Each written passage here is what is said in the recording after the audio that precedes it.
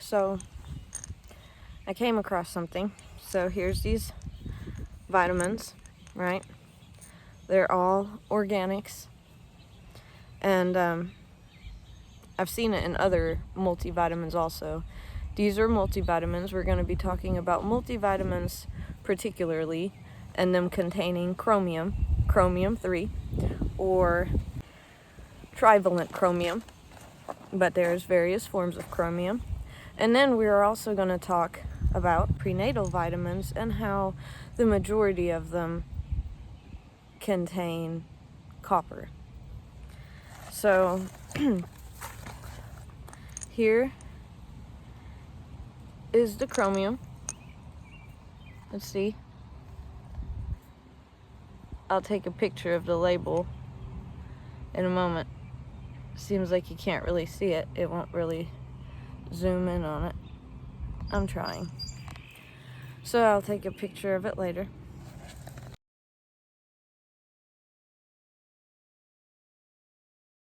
Chromium is normally found in chromite, which is usually found around ores where they mine, including places like South Africa, Turkey, and India. It can be found in rocks, in animals, plants, soil, gases, volcanic dust, humans. It's everywhere. So, vegetables, fruit, meats, grains, and yeast. So, they state that chromium 3 is an essential human dietary nutrition. Now, chromium itself is not necessarily found within the body naturally. The only reason that it is found within the body is because it is found naturally in the environment. And by natural, I mean can be found in some rocks and volcanic dust, the chromium 3. The rest of the types of chromium, like hexachromium or other such chromiums, hexavalent chromium, are produced during the manufacturing process. They're synthetic chromiums that are man-made. And chromium 3 can also be man-made by reducing chromium with sulfuric acid, or even, vitamin C apparently helps break down higher chromium levels into the safer chromium 3. It's not really safer, though. It is, but it's not. And it definitely should not be in any sort of multivitamin that you're consuming. And copper should also not be in any prenatal vitamins for anyone who may or may not be pregnant. Taking such vitamins, it might cause harm. And that is very bad, because you're taking these vitamins to be healthy, and you're setting people up for failure. So we're also going to be talking about South Park and Ozempic, the weight loss pill or supplement shot, whatever. You gotta have diabetes, to get Ozempic. So how does diabetes get induced in a bunch of people? Well, I would assume adding chromium and or copper to some sort of multivitamin would definitely help induce pre-diabetes or type 2 diabetes, and I will explain how. They state that chromium is a mineral. Chromium can influence insulin, and insulin helps regulate, your blood sugar levels, the amount of energy you have every day, how you feel in general, your general well-being. So, it turns, starches, carbohydrates, sugar, and other such foods and food sources you get into energy, or so they state. You don't really need chromium to do that. It occurs without chromium. They're just putting chromium into everything and calling it essential. Chromium trivalent, or chromium 3, is a trace element that is naturally present in many foods and available as a dietary supplement. Chromium also exists as hexavalent, or plus 6 electrons, a toxic byproduct of stainless steel and other such manufacturing processes.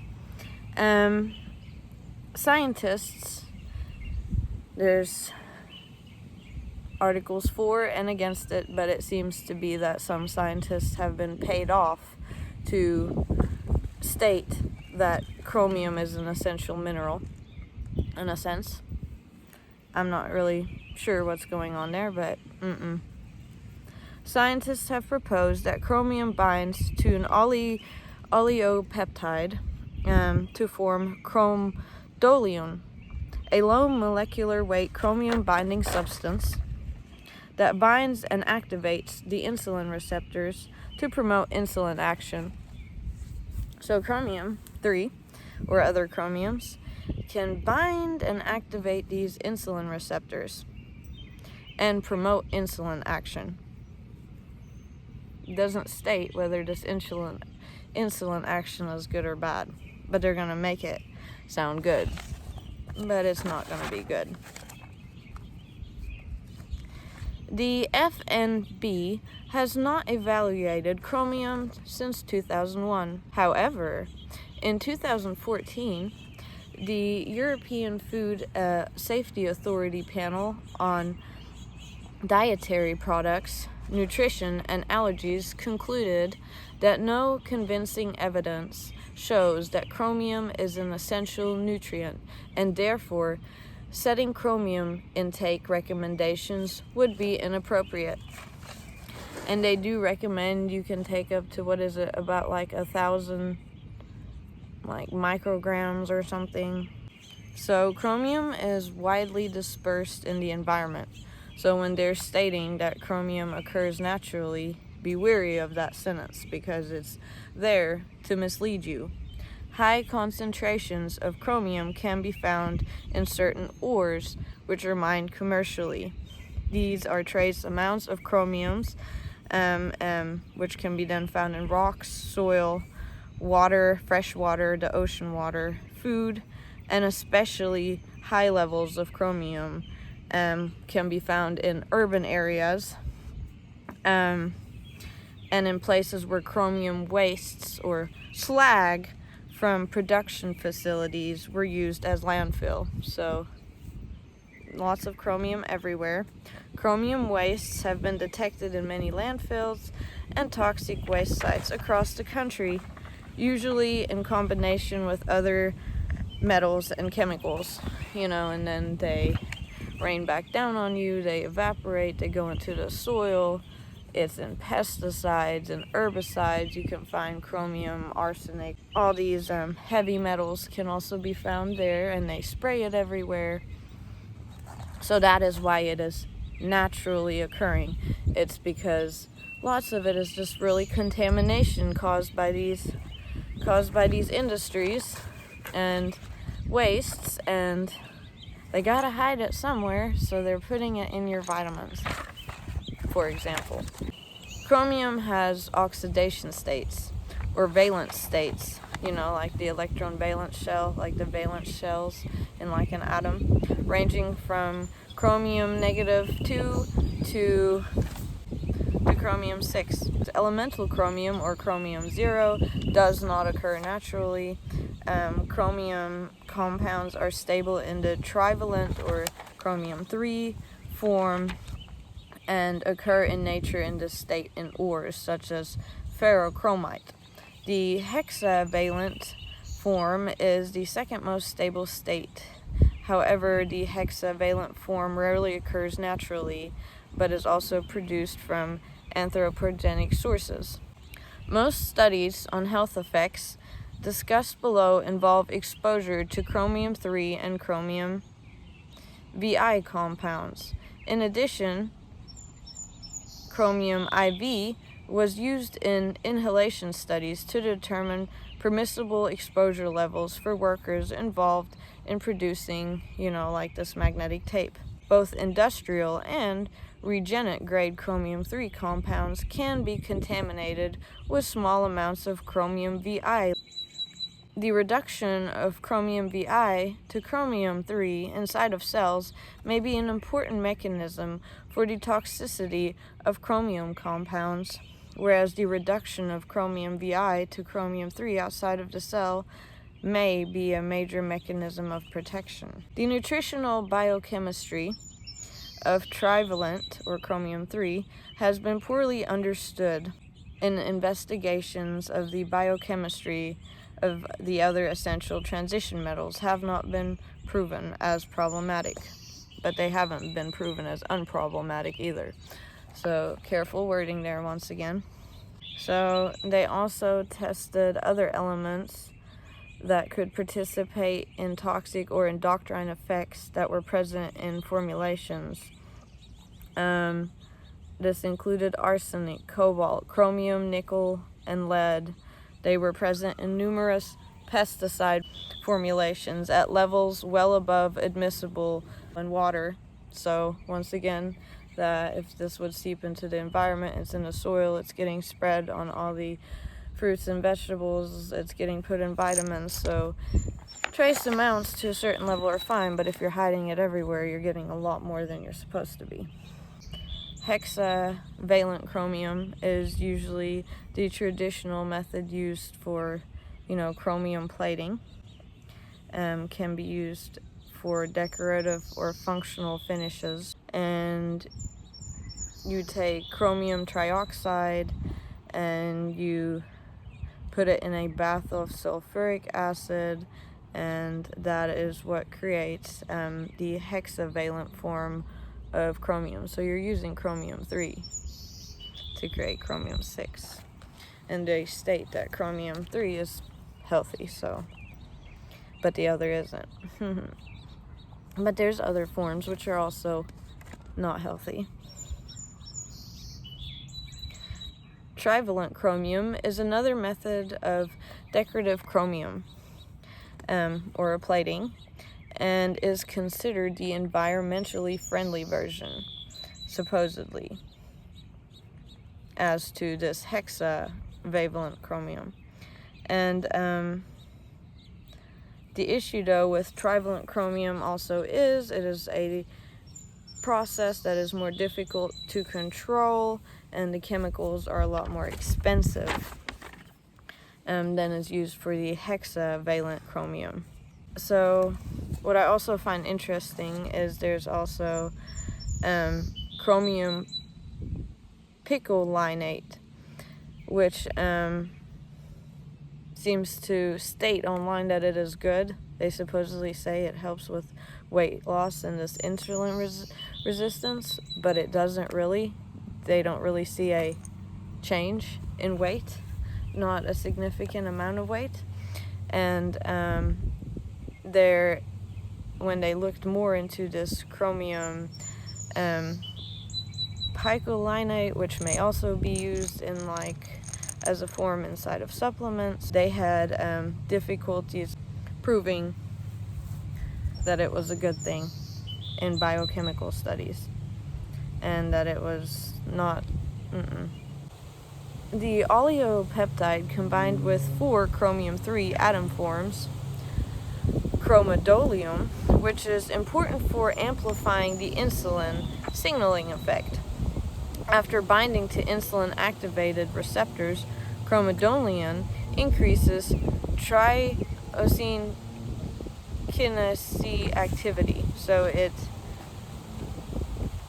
makes your burning energy process increase, supposedly, but it can also seem to cause it to malfunction. Just too much of certain metals would cause it to malfunction, and chromium is not a naturally found metal inside your body. I'm Chromium Man over here, apparently. I'm a robot. Toxic effects of chromium are seldom seen. Recently, however, The safety of one of the dosage forms of chromium, chromium picolate, has been questioned. And that's also the one they're stating is safe along with the chromium 3, but now they're stating it's not safe. And here's why. One should be aware that the individual patients with type 2 diabetes mellitus may have an increased risk of hypoglycemic episodes when taking chromium supplements of self-medications. So we have all kinds of individuals who may be pre-diabetic or diabetic. They're now trying to be healthy, and so they're taking their supplements, thinking that they're helping, and in reality, they're just getting poisoned more, because while everything in there is good, they also put the chromium or copper or whatever in there, right? Which would cancel out all of the good things that you're getting from it, because it's really giving you some sort of health issue, right? Your cells become too resistant to insulin, which leads to elevated blood glucose levels or hyperglycemic, which over time leads to prediabetes or type 2 diabetes. And in addition to type 2 diabetes, insulin resistance is associated with several other conditions, including obesity, cardiovascular disease, non-alcoholic fatty liver disease, metabolic syndrome, or polycystic ovarian syndrome.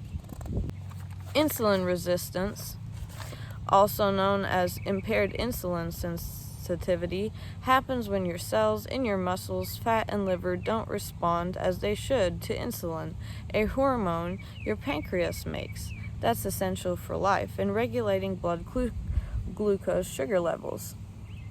Insulin resistance can be temporary or chronic and is treatable in some cases. Do you ever wonder if it, for some reason, can also, be induced somehow, being pre-diabetic, through the food you eat or the vitamins you take to be healthy?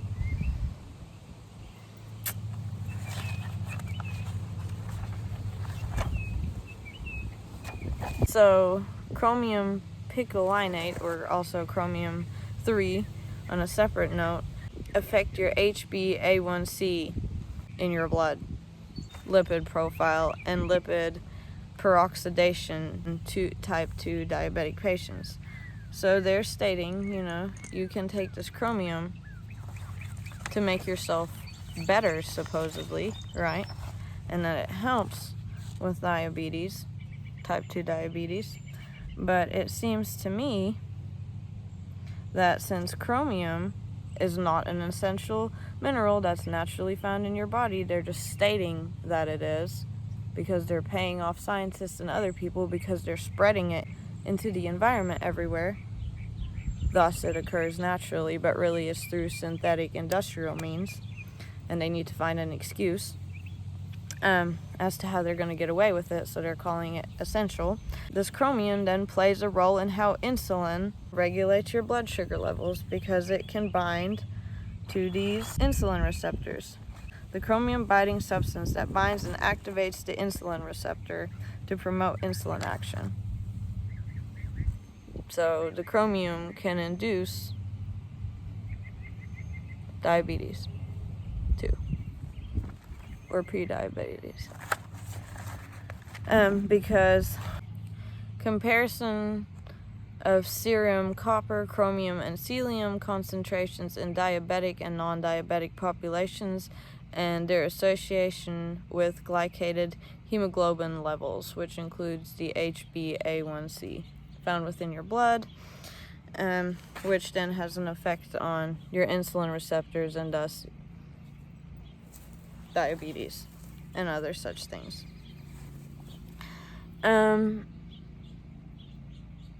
Autoanalyzers analyze trace elements and HbA1c with the standard procedures: lipid levels, including total cholesterol levels, high and low density lipids were statistically significantly high in diabetic patients than in control subject. Copper showed high concentrations in diabetic patients in comparison to non-diabetic controls. So someone who also is diabetic, it doesn't specify diabetic 1, diabetic 2, or pre-diabetic. It just states that they have also elevated levels of copper in this study. And that's pretty concerning because, once again, I stated, why are prenatal vitamins full of copper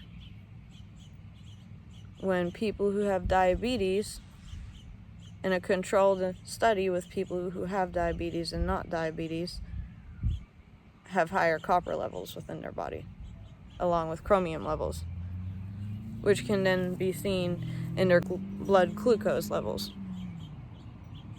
So, to be healthy, am I right? Now imagine being pregnant and only seeing copper-containing prenatal vitamins on the shelf. That is evil. And the doctors refuse to prescribe me any. They're all over-the-counter. But I could have sworn with my first pregnancy, the doctors prescribed me prenatal vitamins. Weird how they suddenly can't. Well, I looked at the vitamins, and I got questions. I think somebody's trying to harm me and my baby. And they're just trying to harm me and others with just multivitamins and claiming that they're healthy when in reality they seem to be inducing or can potentially induce diabetes 2. While copper is typically regarded as an important essential metal in an organism's life, or so they state, I know you have a little bit, but excessive amounts can have deteriorating effects. This heavy metal is being used as a nano-based pesticide. Therefore, the present investigation aims to determine the fate of copper in insects receiving new formulations.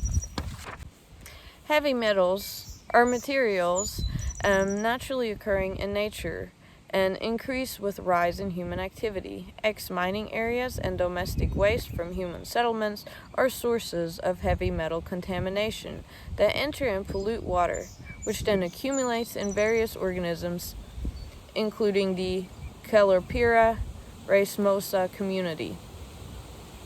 The accumulation of heavy metals in C. racemosa has a wide impact on the food chain in aquatic ecosystems and humans because this algae is a consumptive commodity.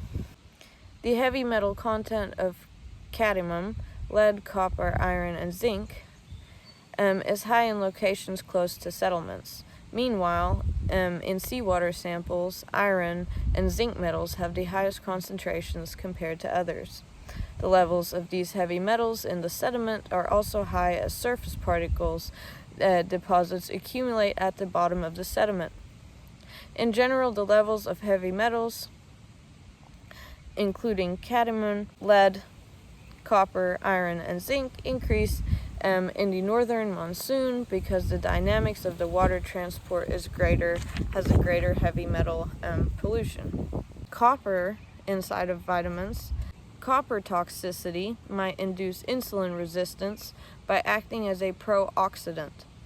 Excessive copper promotes the generation of reactive oxygen species, which increases the oxidative stress and eventually leads to diabetes. So that's kind of interesting considering there's many women also who are considered, diabetic during pregnancy.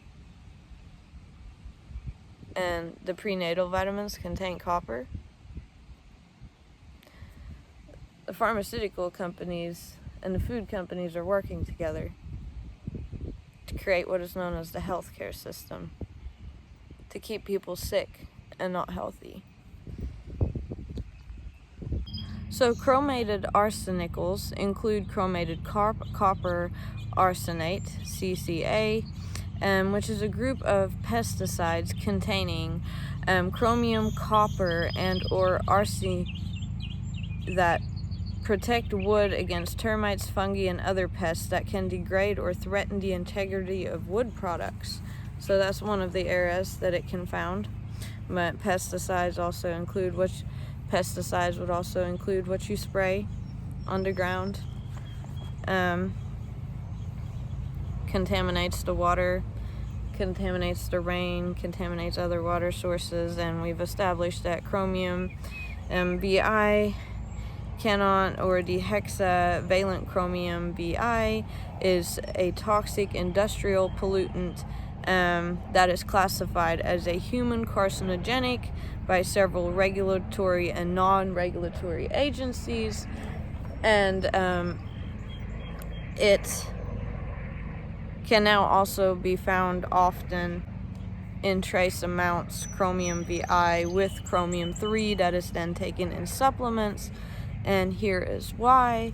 It is because the health hazard associated with exposure to chromium depends on its oxidation state, ranging from lower toxicity of the metal form, which is CR3 of the metal form, to the high toxicity of the hexavalent form, which includes VI, CRVI. All CRVI containing compounds were once thought to be man-made, supposedly ambiguous. The only one that would be ambiguous or naturally occurring would be the CR3 in air, water, and soil. But recently the CRVI has been found, or the hexavalent form has been found in ground and surface waters at values exceeding what the World Health Organization put as a limit for drinking water, which is 50 UG of CRVI per liter. CRVI is toxic to humans, animals, plants, and microorganisms, and is associated with the development of various chronic health disorders, including organ damage, dermatitis, and respiratory impairment. In the environment, CRVI does not readily become bound to components of the soil. Therefore, CRVI can move through the sediment into aquifers and contaminate groundwater and other sources of drinking water or just general water and or soil, which is in contrast to CR, which tends to remain more solid and is quite immobile in the environment, since the oxidation state of chromium determines human ecotoxicological effects and also psychochemical properties such as mobility and transport behavior, hence like how it works on your insulin, your heart, just everything, how you burn energy within your body, because it's not supposed to normally be there, this chromium. It's just in the environment everywhere, thus we're consuming it. It's in processed foods, probably. It's everywhere. Reduction of CRVI to CR3 is very important, is what they say, to help the actual environment kind of break it down. And they state that vitamin C helps break it down, but you also have to be careful with this, because just like in the multivitamins, you would probably find vitamin B3 and vitamin C, which helps improve the absorption of chromium. So if you take vitamin C, or if you take vitamin B3 or niacin, then you're going to be absorbing a lot more of this chromium that you're not supposed to have to begin with. And they put it into vitamins with these other vitamins, so you absorb more of it. So that's really messed up. And the most absorbable form of chromium is this chromium picolinate. It's available in many other forms, including chromium chloride, chromium nicotinate, chromium chevalvite, and chromium citrate. and they're all bad, as we have established earlier, and cause health effects. When you are taking chromium, for example, or you are taking a multivitamin containing chromium, you are not supposed to take certain medications, and if you can get this vitamin containing chromium over the counter or in any store, and then you also have like acid reflux, for example, and you're gonna go buy some antacids, you're not supposed to take those together. So they may interfere with chromium absorption, so antacids might help you not absorb chromium. So that is something to note. Manganese or Mn oxides are generally considered biogenic in origin within natural systems, are the only oxidants of CR3 under typical environment conditions. Yet the influence of manganese biooxide mineral structural evolution on CR oxidation under varying geochemical conditions is unknown, so they don't know. Found that CR3 oxidation capacity was highest at near neutral pH and in combined presence of carbon and light. So the most oxidation effects that this chromium 3 would have, along with this manganese together, is near a neutral pH and combined with the presence of carbon and light. So you're going to be in the sunlight. You're going to then take this multivitamin, which has the vitamin C, vitamin B3, and then the manganese or the Mn inside of it, and that all causes it to absorb even more and do more damage, in other words. And that's why they put it in a multivitamin, because you're getting it all at once, I'm assuming. I have a little theory that lots of the bottled waters that you find inside of gas stations or other such areas are sold in stores with specific pH, levels. They particularly are all about the pH, and sometimes non-essential trace heavy metals to create particular biochemical conditions within the body to create a higher oxidative state, thus creating diseases like diabetes, heart disease, weight gain, using other healthy essential nutrition, vitamins and minerals, including non-essential nutrients, vitamins and minerals like chromium, for example, and mixing it with vitamin C or vitamin B3 inside of vitamins to increase absorption, and also manganese to maximize the potential amount of oxidation that occurs within the body, aka decay, aka your biological functions malfunctioning, because number one, you don't know how much you're taking, how long you're supposed to be taking this vitamin. You're self-medicating, nobody's testing your blood, and they're clearly trying to set you up for failure by trying to be healthy. Yeah, I just figured I'd bring all this up, and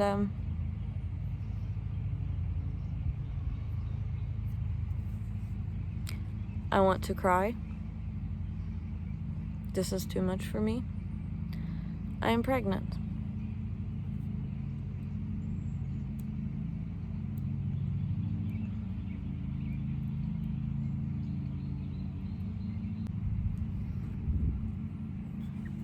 So, from what I'm understanding, it seems to me that the food companies who are creating all these particular foods that contain all this processed stuff, or these particular waters that are bottled at particular pHs, along with, the pharmaceutical health industry, taking vitamins, anything you buy in a store essentially is bad for you, is what it seems like, and it all goes together chemically to make everything get even worse, it seems like. So the food industry, the pharmaceutical industry, and the health industry, and the industrial industry, they're all just working hand in hand, and they rub off each other to keep everyone healthily sick